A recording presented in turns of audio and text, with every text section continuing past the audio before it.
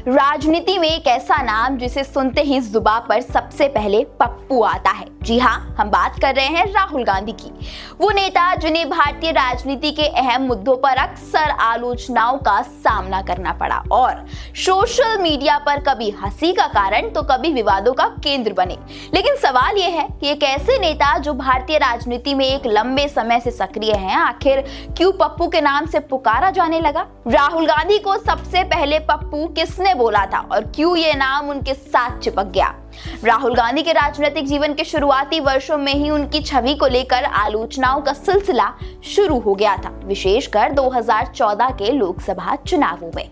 राहुल गांधी के द्वारा दिए गए कई बयानों को उनके विरोधियों ने छेड़ा और उन्हें एक ऐसे व्यक्ति के रूप में पेश किया जो भारतीय राजनीति के गंभीर मुद्दों को नहीं समझते। इस दौरान पप्पू का नाम सोशल मीडिया पर एक लेबल की तरह चिपक गया। राहुल गांधी के कई बयान अक्सर विवादों का कारण बनते रहे हैं। उदाहरण दे के समझें तो उन्होंने एक बयान दिया था कि इधर से आलू डालो उधर से सोना निकलेगा। आलू के किसानों को कहा ऐसी मशीन लगाऊंगा, इस साइड से आलू घुसेगा, उस साइड से सोना निकलेगा। ऐसे बयान उन्हें राजनीति के वास्तविक मुद्दों से विमुख और अव्यवहारिक दिखाते हैं। राहुल गांधी का राजनीतिक करियर में कोई खास अनुभव नहीं था। वे बड़े राजनीतिक परिवार से आते हैं, लेकिन उन्होंने कभी भी भारतीय राजनीति के संघर्षों और जटिलताओं को सीधे तौर पर नहीं महसूस किया। उनका ये अनुभवहीन रूप उन्हें एक पप्पू के रूप में पेश करता था, क्योंकि उन्हें आम जनता की समस्याओं का अनुभव नहीं था। अब सवाल ये उठता है कि उन्हें सबसे पहले पप्पू किसने बोला?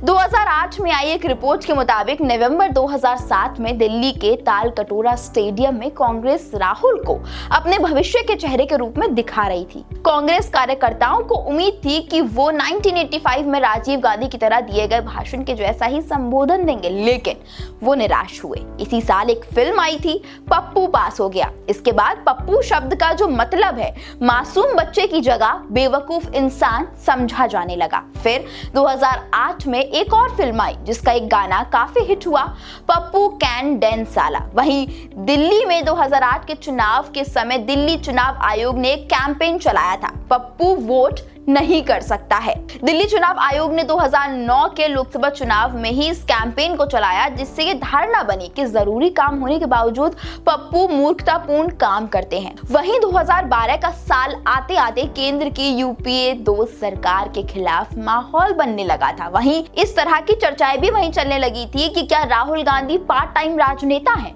इस सब के बीच अप्रैल 2013 में राहुल गांधी ने confederation of Indian industry (CII) के कार्यक्रम को संबोधित किया। उसी दिन ट्विटर पर #PappuCII हैशटैग टॉप पर ट्रेंड करने लगा। समझा जाता है कि यहां से विरोधियों ने राहुल के नाम के साथ पप्पू का ठप्पा लगा दिया।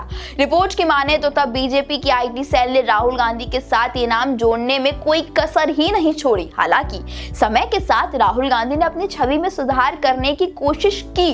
2019 के लोकसभा चुनावों के बाद उन्होंने कांग्रेस पार्टी की स्थिति को मजबूत करने के लिए नए कदम भी उठाए। इसके बावजूद उनकी छवि को लेकर लगातार आलोचनाएं जारी रही। यही 2024 लोकसभा चुनाव के बाद भी रहा। कांग्रेस पार्टी की सत्ता से बाहर होने के बावजूद राहुल ने अपनी पार्टी को पुनः खड़ा करने का प्रयास भी किया और कई मुद्दों पर सरकार को घेरने की कोशिश की, लेकिन बावजूद इसके पप्पू का टैग उनके साथ बना रहा, जो ये दर्शाता है कि भारतीय राजनीति में छवि और मीडिया की भूमिका कितनी इंपॉर्टेंट होती है। मीडिया चाहे तो वो उठा भी सकती है इंसान को और वो चाहे तो गिरा भी सकती है। इस वीडियो में बस इतना ही। आपको ये जानकारी कैसी लगी अपनी राय हमें कमेंट करके जरूर बताएं और देखते रहें देश के नेता।